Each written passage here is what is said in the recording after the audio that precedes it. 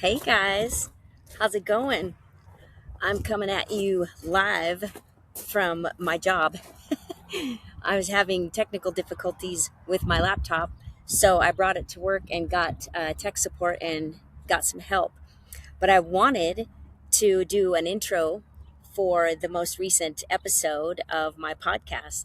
First of all, I want to thank you guys all for being so patient and being willing to just hang out and wait for me to get my shit together so I can get back on track. Some of you know that I've been through a lot of transition and change and grief and loss and all kinds of stuff and working through it. I'm doing really well, and I appreciate you checking in and just being patient and waiting for this thing to happen. So thank you so much. Without further ado, I cannot wait for you guys to watch this episode. It's going to be another 2-part series, and this is with my friend Lynnette, who just happened to be my mom's hospice nurse and was absolutely amazing. This woman has such a servant's heart, and her story is one of courage and one of, I want to make a difference in this life and I want to find what feeds my soul. I'm not going to tell any more about it. I just love her story. And so thank you guys. Make sure you follow me everywhere you can, subscribe, just find us and follow us. And thank you guys for your support. I'll see you soon. All right. I am so excited that you're here. This has been something that you and I talked about a few months ago or so. And I'm so excited. So thank you for joining me. So Miss Lynnette, and please remind me how to say, because see, we found out that I bought a car that belonged to you. Isn't that weird? Like It 2 was years. crazy. Yeah, a couple years-ish ago. I don't Well, even it would have remember. been in 22. That long ago? Holy Yes, cow. So I thought your last name was Bueller. it was. Okay, so I have you in my phone as the car lady, as Lynnette Bueller, like Ferris Bueller. Okay, Yes. so anyway, it's such a small world, and I only dealt with your daughter. I only talked to you via hmm text, right?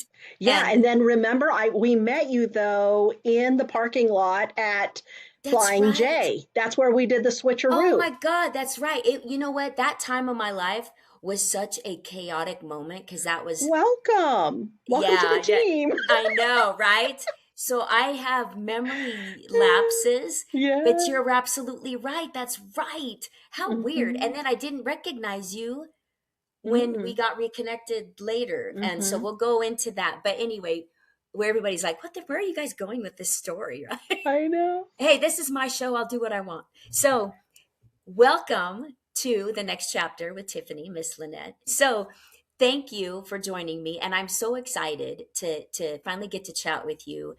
And there's so much here that I can't wait for you to talk about. There's so many things in your life that fascinate me as to where you were, which I didn't realize where you came from, and then where you are now. And that being said, I want you to kind of start us off in telling us a little bit about yourself, and then we'll just roll right into it if you're okay with that. That sounds great.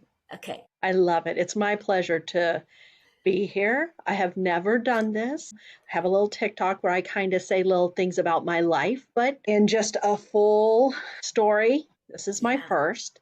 So a little Well, bit about me. I'm 40. I always think I'm 38, but I'm not anymore because I think I'm like 48 now.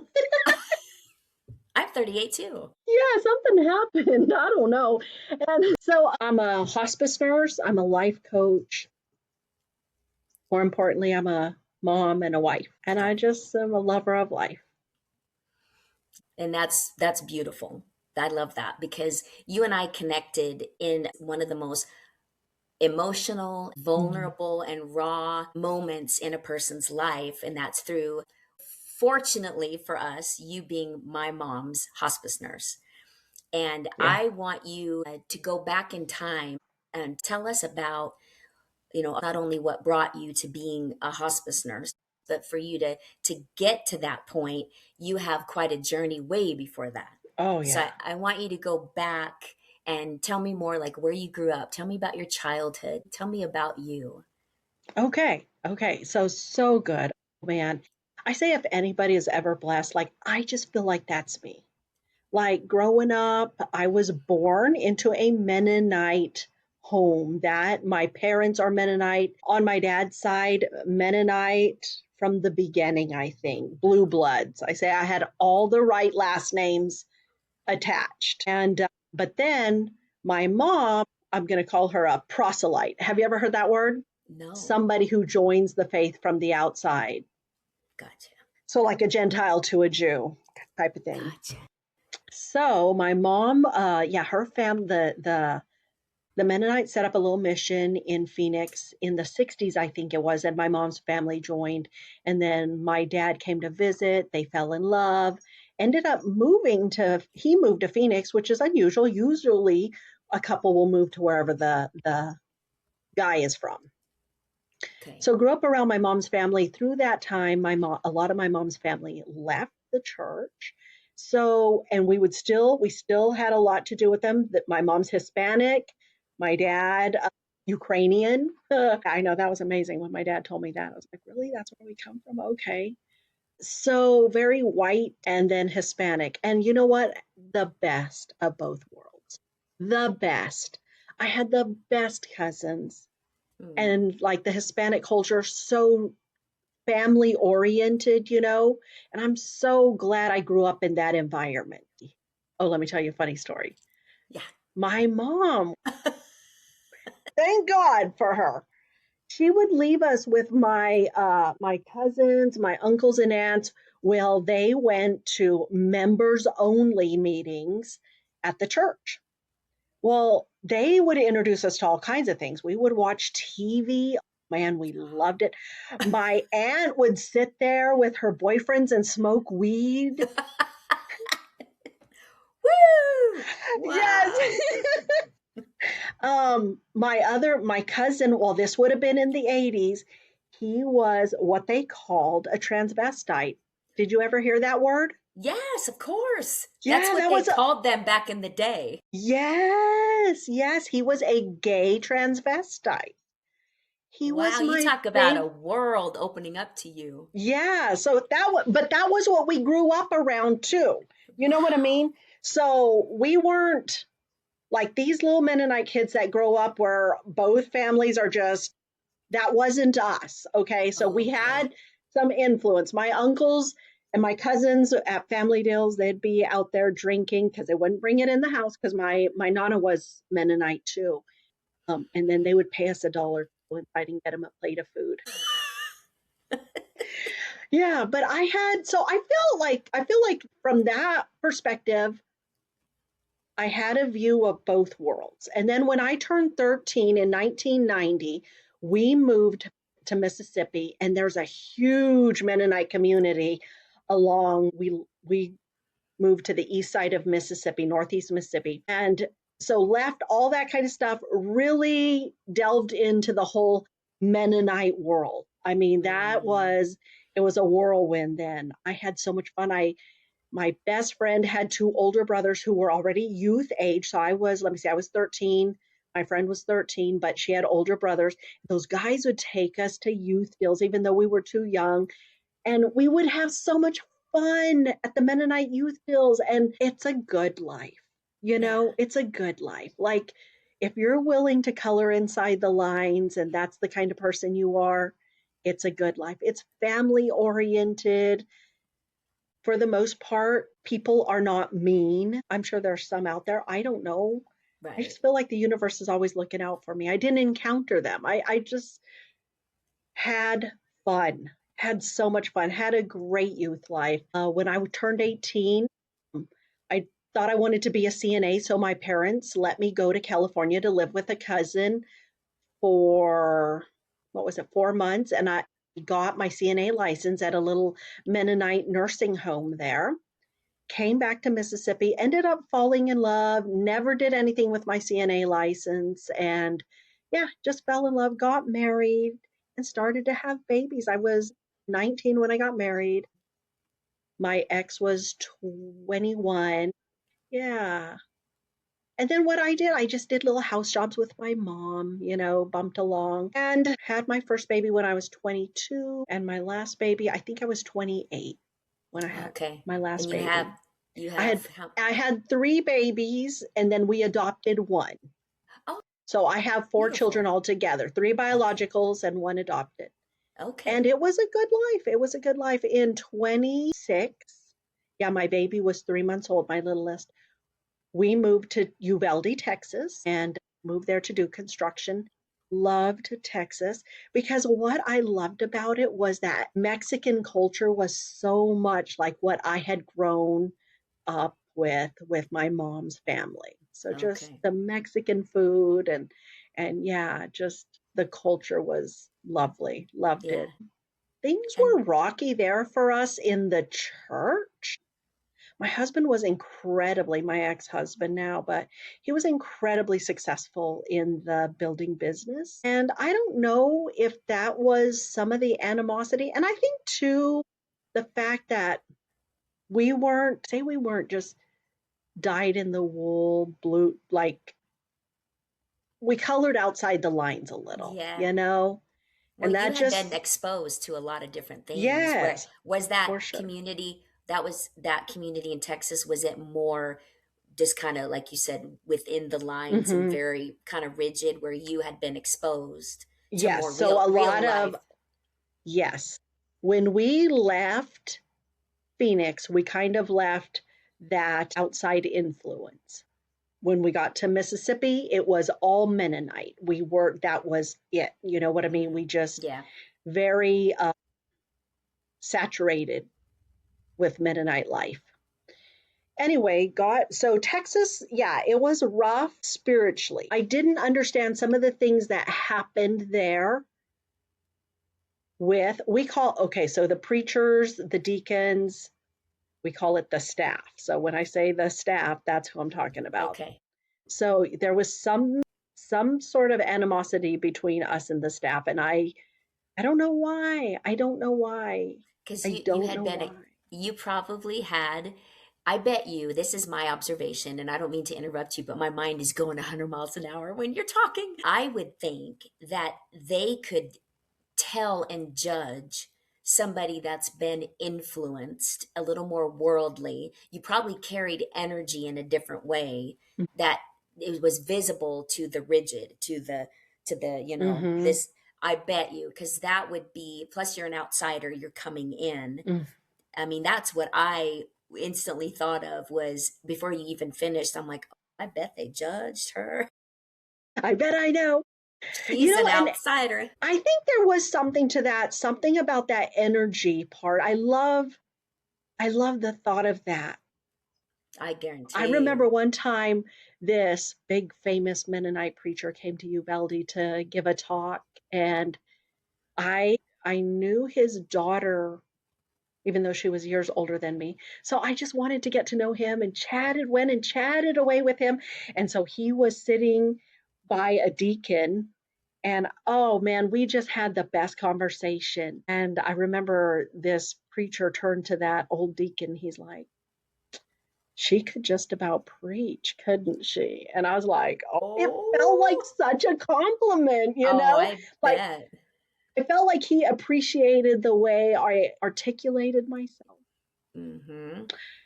Yep.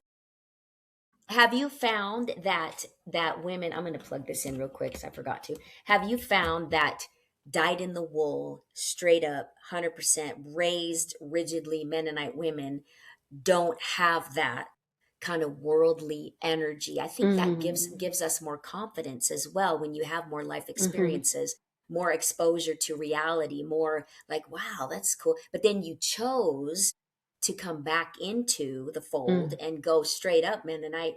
Do you think that is something that is very palatable if they put you in a room up against a diehard raised straight up? You could tell the difference. You think I so? believe so. Because you could tell Yeah, with my mom, my because she mom was a had the same convert. energy. Like Mm, she didn't grow up Mennonite and she's just, I mean, people are so drawn to her. Just mm. There loved to you be her go. friend. That's beautiful. Yeah. Yeah. So it was rough. it really was rough for a few years in Uvalde. There were things even between my ex and I that were rough. And, I remember one time we were making phenomenal money, like crazy good money in the building business. And I remember my mom, I don't know, I was complaining about life, I think a little. And she's like, "Why are you complaining? You have it so good." Mm. And I'm like, "Mom, there's stuff, there are things in life that when you have money, you realize that there's other issues that it would be easier to deal with the lack of money than to deal with some of the things that we're dealing with." Wow. Like And it take it was all. rough. Yeah. Yeah. You can always go make money. But sometimes when relationships are hard, you know what I mean when I say, but you can't control the other person Yeah, in a exactly. relationship. And that makes it really hard. So Yeah. I left Uvalde in 2013. We moved here in January of 2013. And man, I'll tell Here, you what, here, Idaho here. here, Idaho. Okay. Yes, Okay. yes, we moved here to Idaho in 2013. And how that happened was a friend, we had went to a family reunion together, and one of the cousins sat down across from us, and he had just moved to Ontario. And he's like, "I love it. You guys should come check it out. It's great." Oh. Anyway, so yeah, we moved here in 2020. But so I want to talk a little more about growing up. Like growing up was beautiful, beautiful. Like my parents loved each other. They rarely argued. I think just enough to show us that you could be fussy with each other. My dad, so gentle, so kind. Like my dad drove truck and he would come home in the evening. We would have dinner and he would lay down in the living room on the floor with us and read to us because we didn't have TV, we didn't have radio. Mennonites very my dad comes from a very studious family, so he read and read and read to us. And my parents were social. We had company all the time. They loved people and people loved them. So Mm. as far as a childhood, I had a beautiful childhood. Mm. It was me and my That's a two sisters. gift. I was the oldest. And I wanted to give that to my children, you know, Hmm. just Yeah. that very sweet. Yeah. Loving, Anyways, loving. No, that's yes, beautiful. yes, So, loving. speaking of your children, how old were your kids and they were being raised within the Mennonite church? Hmm. So they had the little dresses and they had the Uh-huh. little what do you call that Head thing? covering, the head Just a covering. head covering. It's nothing fancy. Nothing fancy. I was waiting for some like it's a blah blah blah. I was waiting for something really cool. No, no, No. just your head covering. Okay. So, and then usually how that works, like I'll give you a little glimpse into Mennonite life. So, Thank you. the way the Mennonites believe is that a child is born innocent and is innocent up until the time when God calls them. And that is up to God. Man has no control over that. And they say usually how a child will know is they begin to realize that, oh, like telling a lie is wrong and I shouldn't tell a lie, Mm. like things like that. And so even though a child will understand that, oh, this is right and this is right or wrong, it's not necessarily that God will call them until they have maybe a fuller understanding. So that's often 12, 13, 14, 15. So I feel like God called me when I was 12 years old. And how that worked was she's like, "What's going on here?" Hi, poo poo. Okay, Ivy. Yes, I love you too. We call it a conversion experience or born Okay. again. Okay, so how mine worked was there were some things I knew I had done that were not nice, and they were very vanilla things. I'm sure I can't even tell you what they were.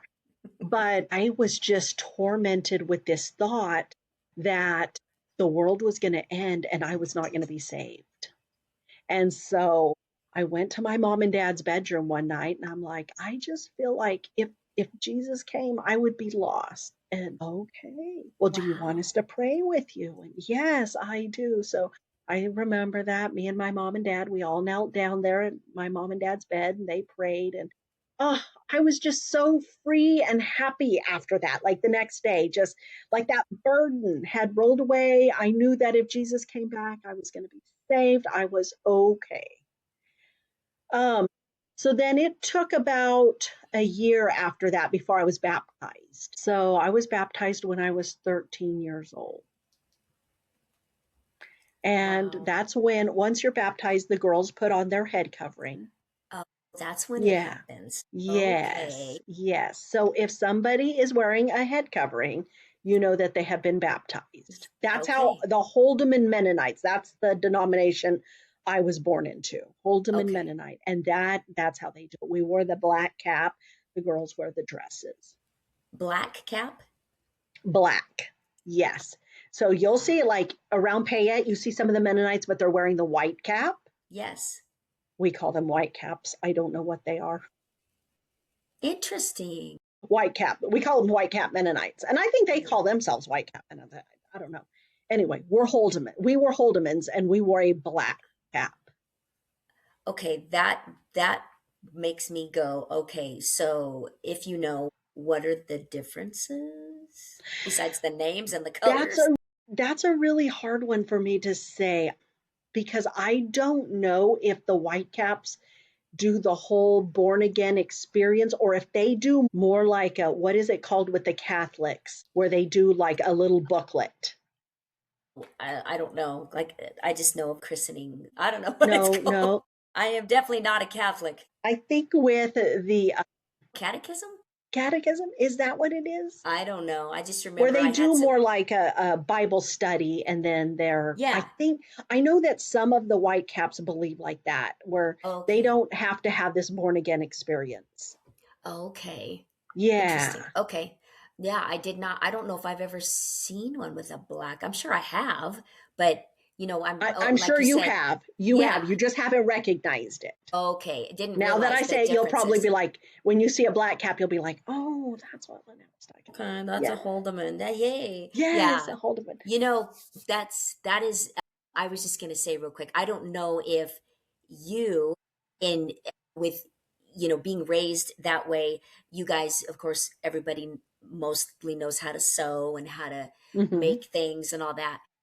The Treasure Valley before, especially around Payette, where all of a sudden I see a Mennonite woman down an aisle with the most beautiful dress on that is obviously handmade, Hmm. gorgeous dress. And I will go up and I will say, I'm sorry, excuse me, ma'am, did you make that? And like, oh, yes, I did. Oh my gosh, this is gorgeous. I mean, wow. And that, I wish that more conservative, old school, disconnected kind of life was more how we are today. I wish Mm-hmm. so because those skills, those Mm-hmm. things, that type of culture they have and they've honed and they grew up with, and that's just the way it is. We today, society, most of the people don't have an inkling of what it's like to have any type of Mm-hmm. talent to build, to Mm-hmm. make things still, to churn butter, to do whatever, to slaughter their own animals, to do whatever they do. Nobody, Mm-hmm. it's like a lot, not nobody, but a lot of people in today's society, especially the younger generation, couldn't couldn't fight their way out of a wet paper bag, let alone make something.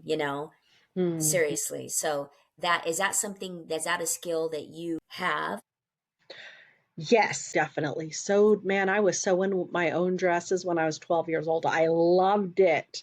I That's loved so the cool. creative part of it. It was so much fun to take patterns and pick fabric and all that stuff, even though it's just the conservative dresses, but still Yes, fun to do, you know? absolutely. I mean, something that is an absolute skill, and to say I made this. Yeah.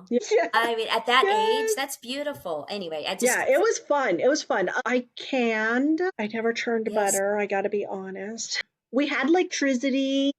It was Okay. interesting because like electricity, cars, really the women don't have jobs outside of the home. I mean, that's kind of their job. Let me see. I know I was thinking about arranged marriages, things like that. I Oh, had yeah. thought about that and asked. Yeah. Okay. So, yeah, no, marriages are not arranged.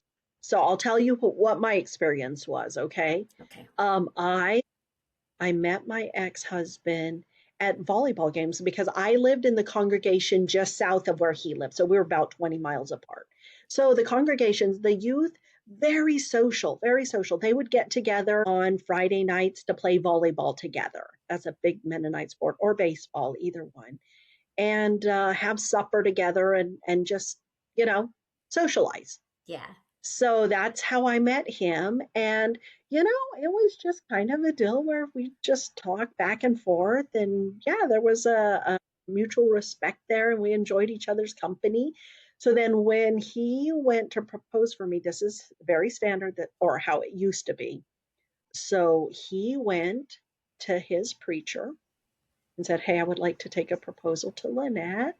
And so then his preacher goes to my preacher and my preacher comes to my parents and to myself and says, "Hey, we have a proposal from this young man, and what do you think?" And it's a discussion with the preacher and my parents and myself, and we knew it was coming. I mean, it's not like a big old secret like, "Oh my gosh, I can't believe he proposed." We knew it was coming. So, and me and my mom, we had talked about it and stuff like that. In fact, that's a little funny story because I remember one Sunday night, right before this happened, one Sunday night, I'm outside of church with the rest of the youth, and I see the preacher go to my dad, and I'm like, "Oh, bummer, am I in trouble?" Yeah. That's it. And so, Yep. am I in trouble? So, anyway, and then my dad just turned abruptly and went to the car and didn't say anything. But my mom, all week, my mom's like, "Hey, Lynette, like, hypothetically speaking, if you were to get a proposal, like, wow, she wanted to talk about wedding stuff." I'm like, "Oh, mom, stop." Like, "Oh, come on." Well, then later in the week, all of a sudden the phone rings and I answered it. It happened to be the preacher. And he's like, "Hey, Lynette, we'd like to come over and visit with you and your parents." And I'm like, "Oh, okay." Well, then I find out later the preacher had gone to my dad because they're cousins and was like, "Hey, Bill, we have a proposal. We'd love to come to sit down and chat. Would it work for us just to come over now after church?" And my dad's like, "No, I got to go home and go to bed because I got to get up in the morning and go to work." So that's why my dad just turned around and beat it for the vehicle. He didn't want to hear nothing about this. I'm not ready. Yeah. I'm not ready. I'm not ready. So anyway, I was his oldest, first one to get married. But Oh, generally, that's how it works. Okay, and then wow. the weddings are usually 2 to 3 months out from the time you get the proposal. And our wedding was over 500 people. Yeah, it was big. And you provide, well, the groom's family provides supper for the Saturday night before the wedding, and then the bride's family provides the meal, the wedding meal. And yeah, Wow. yeah, it was So it's a crazy. party. And Yeah, does that mean that it's that big because of the Mennonite traditions, or you guys knew everybody? we did not know everybody. In fact, I remember, so they held a separate youth deal for all the youth to go have dinner at another place. And so after we were done with the family dinner, we went over there and we walk in, there's 250 youth kids there. And he's like, "You know these people?" I'm like, "No, do you?" So like I said again, it's social. So the kids are all like, "Hey, I'm going to this wedding this weekend. You want to ride along?" That kind of thing. Like, who's getting married? Hell if I know. We're just I going to a don't party. know. Let's It's gonna be go. a party. Yes. Volleyball, free Free food. food. You will stay with somebody at the wedding. It'll be a great. I did plenty of that in my youth and loved it. Met Oh my so many gosh. great friends I that way. bet. I had Yeah, no idea that they were so social. I it's very social. Very. that's really cool. Yeah. Wow. A big party. Okay, so that Yeah. being said, what it's not the traditional wedding dress and all that. No, no. Okay. So I had a lovely pale, pale pink wedding dress. It had just kind of little old fashioned, had a little collar, pointed collar, and then these little tiny buttons that were real close together. They were covered buttons, same fabric. Yeah, it's just, and Just yeah, just a regular Mennonite dress. Only, and no, what back in the day, we didn't wear white. We had to wear a little off color, but I've heard now like maybe they're it's leaning more towards the whitish or maybe more creamish colors. And I don't know why, but yeah, that was interesting. just kind of a little rule. What do the men wear? They wear a suit, just a Oh, suit, just a not a suit. Okay. tux, no, just a suit. Yeah. And then how Wow. that works then too, like so we have a little choir that will sing a set of songs, and it's the singing is beautiful. Like I miss the singing. It's a Aw, cappella. We don't have instruments, and yeah, and then talent. little sermon and some the wedding vows and a little more singing, and everybody goes down for the milk. Wow. But Yes. how fun though, because what happens nowadays, it's all like overblown, over budget, over expensive, Yeah. overkill, competition, fighting. I don't want this person there. I don't want this person there. It sounds Mm-hmm. so beautiful yet simple. And Mm-hmm. it's just like a fun, everybody participates, whether you know each other or not. It's a big party to Right. celebrate the union Right. and have Yes. fun. I could see how that would So be. so much fun. Yeah. And that's how kids meet each other and form relationships and more Yeah. weddings happen. Okay, Yeah, that being said, relationships, what is the view on premarital sex? I have to ask. absolutely no go. Zero. Double goose sayings, right? No, double, I could have triple. guessed I could have guessed that. I just wanted to know. Yeah, yeah. No, you're right. You're right. Okay, the expectations of a young woman within the Mennonite community. So you mentioned how when it is their, what did you call it? Not calling, what did you call it when they're like, okay, it's time for she had this realization, she realized this is optimal behavior, or like you started asking Hmm. questions about my fear of not getting to heaven, this is time for you to become baptized. So the difference between pre-baptismal Lynnette and post-baptized Lynnette is the expectations. Are they different? What changed for you from that moment on when you were baptized? Expectations. That's interesting. I wonder if I would say, okay, so then once you're baptized, I started to wear the head covering. So the expectation is to act in a way that respects the church. Mm, got The it. dress shows submission to God and the church. I think that's a good way to put it. Okay. Okay. Yeah. That makes sense. Because that is a heavy thing to step into. There's responsibility that goes along with Mm-hmm. that you didn't have before because you were a young girl, and then all of a Mm-hmm. sudden you get baptized and it's a whole different responsibility. Right. But also, I can see how that may feel to step into a different role of, well, now that that's open, then it's my responsibility not only to behave a certain way, respect the church, the head covering, represent, but Mm-hmm. then now I need to start educating myself a little more because I have taken on this responsibility. I'm baptized. That puts me into a position where I need to seek a little bit more, and or maybe your parents. So we always had Bible study growing up. Then we always had Sunday school devotions, we called it family devotions. We Mm, would always have family devotions where my dad would read to us in the evening from the Bible, and then we would have a family prayer together before we all went to bed. mm, I love that. And then, suddenly okay, which I wore a dress my whole life until I wore the head covering anyways, but like once you wear the head covering, oh, I mean, you're easily identified. People know where you belong more than likely, and if you're doing things you should or shouldn't be doing. So, Yeah, yeah. You're not hmm, going to see a Mennonite, smoking a cigarette on the no, corner with a bunch of hoodlum teenagers. no, exactly. And if you do, come tell me because I want to know. Yeah, we'll be sitting there going, can you see that? You did Look that? at that. Oh, I got it yeah. on video. Check it out. Yeah, that would be really weird. So yeah, just yeah, honoring the head covering. They believe like that it represents the power. This is what we were always told, the power of the angels over us, and that was a certain protection, Hmm. you know. Yeah, that's heavy in a way that again that word responsibility keeps popping into my head Hmm.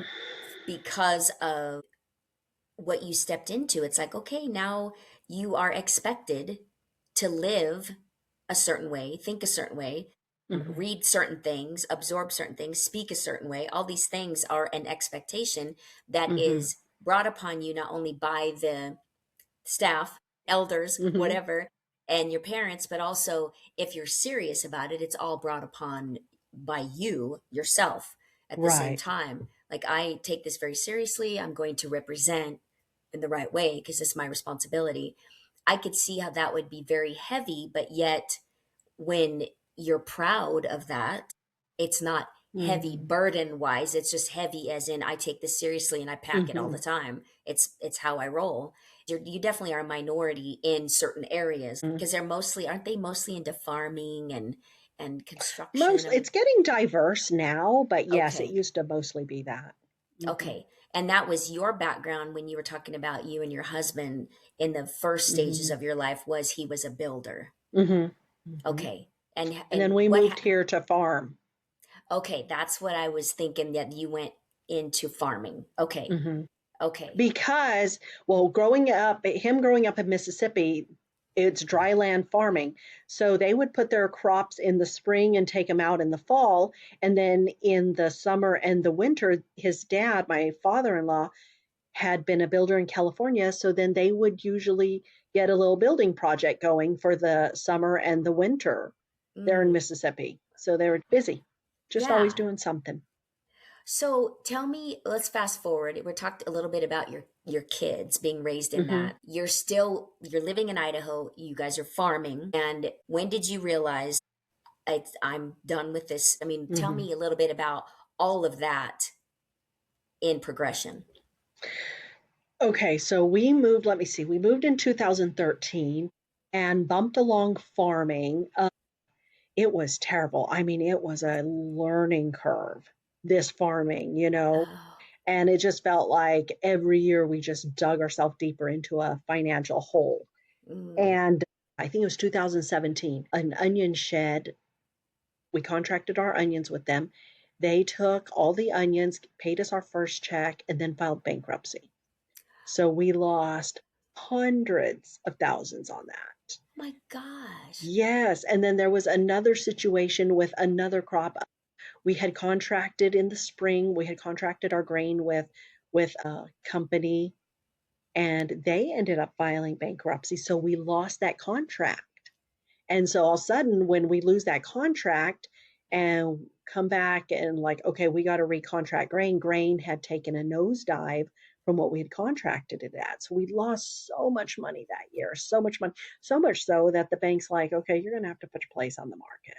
Girl, that was so hard. I mean, the day the realtor had come to take pictures of the house, I just like tried to stay out of her way while she took pictures and I had the house so clean and ready for her, but man, I was like crying in my Oh, I sleeve. I bet. didn't want to cry in front of her, but Mm. just like it was so hard to know that this was happening. Anyway, interestingly enough, though, I had this little inner voice and it just told me this house is not going to sell. You're going to stay here. And I'm like, okay, I don't know how. Right. I don't Miracle. know. Yeah, yeah, it's going to be a miracle. Anyways, so put our house on the market. And then I'm like, by that time, okay, so my kids, they helped their dad on the farm mostly. The girls, they went and worked at a little greenhouse too. My youngest was still in school, but my three older ones, they were doing their thing. And I found myself with so much time on my hands that I was bored. Like, I mean, yeah, I mean, I sewed our clothes and did our laundry and made 3 meals a day and took care of my little garden. But it was like I needed more. I needed Mm. more. We were facing this financial crisis. So I got the girls and I some little volunteer gigs. We went and volunteered for Heart and Home Hospice. We would go there every Tuesday and put together bouquets for Mm. the hospice patients. And then we would also go once a month to the Ronald McDonald House in downtown Boise, and we would make treats for Oh, the people staying there. And I loved it. I loved it. And I loved the service. whole volunteer thing over at Mm. Heart and Home. And I was like, man, I would love to be a hospice nurse. Anyway, so I go to my ex and I'm like, hey, like I need more purpose. Like, what do you think if I would try to go to school to be an RN? He's like, I don't care. Like, just go push on doors, see what happens. I'm like, okay. So I did. I mean, hilarious. The other day I came across my card, my student ID card that I got, went and sat down with a student advisor. And I remember her saying, this was in 2018. She's like, okay, this is the plan for you to get your RN license, and it's going to be 4 years. And I'm like, oh my gosh, 4 years. Except I'm sure I didn't say gosh in my little Mennonite brain. I probably said, oh my goodness. Geez. Oh Gee dear, this is going to be a long whiz. time. I mean, 4 years. Okay, well, they're going to pass, so whether I do this or not. So, yeah, Exactly. what does this take to get me started? And our financials were so bad from the farm that, like, I got 100% government funding for my schooling. So, started Awesome. to go to school. And gosh, I loved it. Oh That's my great. goodness, Tiffany, like just learning, it was so much fun. And, you know, I was often the oldest one in all the classes and a little And Mennonite lady to boot. yes, and an overachiever, I'm sure, right? Yes. Oh, yes. Oh, yes. You had a point to prove, right? You were Yes, I there on a really mission. did. And Yeah. I had so much fun. I loved it. I loved it. I had one professor, he's like, I had him in 3 different math classes because, man, I had to start. Thank God, when I had turned 16, I had gone and gotten my GED because Mm. then I just had to take a placement test to get signed up for courses. But Mm. I started I mean, I went to 8th grade. I left school when I was 13 years old. Oh, I hadn't wow. added fractions since the day I left, you Oh, know? wow. So, yes, I have to get back into the whole swing. So, like, I started it, felt like ground zero. I think there was one math class below the one I had to start at, but it was just Wow. like figuring it out again. So, one of the math teachers, I think I'd had him there at the little Treasure Valley Community College in Ontario, 3 different Mm. classes. And he's like, Lynnette, you just make every class you're in smarter. He's like, honestly, he said the whole class scores better when you're in it, just Oh, because you are not afraid to ask questions. And there I'm you like, go. oh my gosh, thank you. I mean, I felt very That's honored to have beautiful. him tell me that. Anyway, so all in that, I had to take electives and I chose religious electives. I don't know, like, what was I thinking? Was this like my heart crying out for something, or was it like me trying to play it safe and be like, I know Mm. I'm kind of bending the rules by going to college, so I'm going to be play it safe. I'm going to take religious courses. And why I say bending the rules is because, well, I found this out the hard way, but so I guess you're supposed to go to the staff when you want to seek higher education. They will discuss it amongst themselves and decide if you have the approval to go or not. I didn't do that. Well, golly gee. I know. You may not have been approved, you know. You're very Yeah. right. I don't think I would So, have been. I don't well, think that I would have been. So that's I had just kind crazy. of slid under the radar and did my own thing. And probably the reason I did that is because we were going to Ontario Congregation, which was a new congregation. So it wasn't an old established congregation. This is still a new baby congregation. Maybe I didn't feel a heavy sense of responsibility to the man who's our Mm, preacher or something. I don't know. right. Yeah. Anyway, I learned a word. I learned a word at college. I had never heard this word before. This little word, it was autonomy. And I'm like, what's that? Yeah. What's autonomy? And they're like, what? That's, you have control over your own life. And I'm like, I do? What? Yeah. You have control over the decisions you make for your life. And I'm like, I never knew that. Wow. I never knew that I could make decisions for myself. I can make choices for my life on like a life-changing scale. Mm. That I could decide who I wanted to be. And then I started taking those little religious courses. I took American religion. I took primal religions. That one was super interesting. I took world religions. It talks about like Buddhism, Christianity, Judaism, Islam, all the different religions were in this book, and it was great. I loved that one too. In taking these courses, though, I began, like, my mind just started opening up to different ideas. And I remember in one book, it said, I believe this was in the World Religions book, God's light shines through each of us like sunlight through a stained glass window, Mm. and each piece is cut and colored differently. And I'm like, yeah, yes.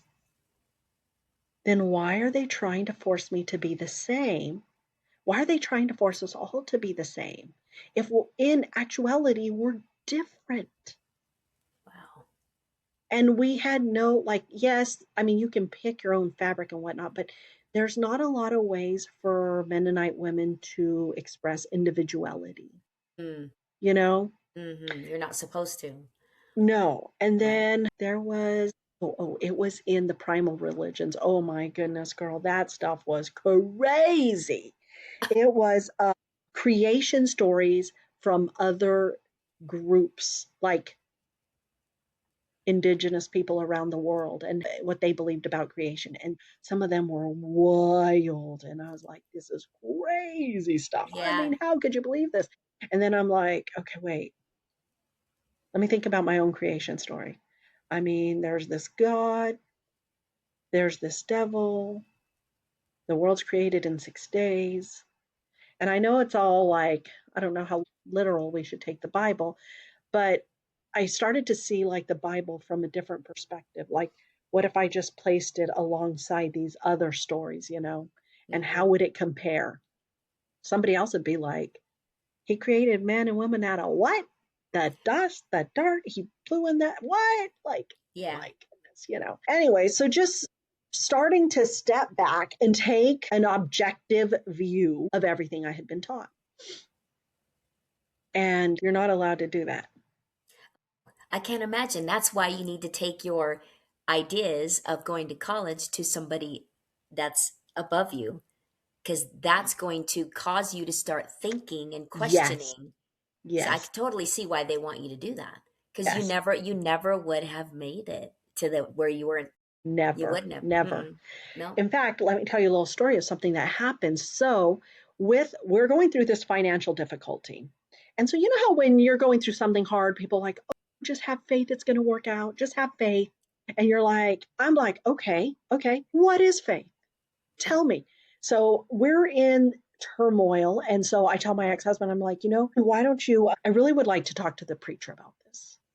Like, I'm just having a faith crisis. Like, yeah, we're just supposed to have faith, but this is hard. This is financial. Our farm, we could lose our farm. I don't know where I might be living in 6 months. And Mm, and people are just like, just have faith, you right. know? Yeah. So he set it up. We went to the preacher's house, sat down with them. And so the preacher's like, you have some questions, Lynnette? I'm like, yeah, I just want to know, what is faith? It was, honestly, Tiffany, my whole premise for this discussion was, what is faith when I am faced with the fact that I might not know where I'm living in 6 months Right. Yeah. with this financial disaster? What is faith? That's where I need. However, they didn't take it that way. And so I get all this, it goes around the little grapevine. So this preacher, he calls my preacher in West Point, the one who brought me my proposal, my dad's cousin. talks to him. Oh, Lynette's questioning her faith. Like, Ay, ay, ay. we're gonna have to ask her to quit school. Yeah, she's Oh, questioning her faith. It had nothing to do with that. interesting. Yeah. Wow. So that's how you know how closed off their thought processes are, because it's all about the religious side of things Mm-hmm. and not just the life, and Mm. questioning the real life crisis that you guys were going Right. through. How sad. Very sad. Very. So I could still I see myself sitting at that kitchen table. I had my school books put out in front of me, and my aunt messages me and she's like, "Oh, you know what I just heard? That they're going to ask you to quit school because you're questioning your faith." And I remember I was sitting there, I'm like, the hell they are, because I know a little word. It's called autonomy, and ain't nobody tell me shit now. I will tell myself what I am doing. Good for you. Yeah. Wow. So, yeah, that was rough. That was rough. And another thing that happened is we would often have people, we would socialize with our friends on the weekends. My ex-husband, he's like, "Hey, like, I would like you not to discuss what you're learning at school when we're with our friends. Like, it just makes everybody uncomfortable." Like, Tiffany, that was my whole life. Well, the That's my whole light came life. on. You Holy were like, moly, I know. bam. And how Yes, could you not talk about it? yes, I was learning so many things. I was studying amazing concepts and just, and then he's like, "Don't talk about it." Wow. So everywhere Hmm. you looked, somebody's pushing you down, pushing you down. Yes. Shush, be Yes. quiet, don't do this, don't do that, don't do this, don't do that. Yeah, Yes. there's no autonomy in that. None, none. It's None. like And that's, whack-a-mole, It's like every time I tried to pop up there, boom, boom. Nope, you're not going to say that, and you're not going to do nope, that. you're not going to have an Yeah. original thought. You're not going to ask No. questions. See, that's sad. Don't question what the bishop says, the preacher says, the blah blah blah. I don't agree with that at all. So good for you. Yeah. Good for Yeah. you. Yeah. So it was rough, and I started to feel myself separating from my community. Yeah, and it made me so sad. I It bet. made me sad inside because I wasn't fitting into their box anymore.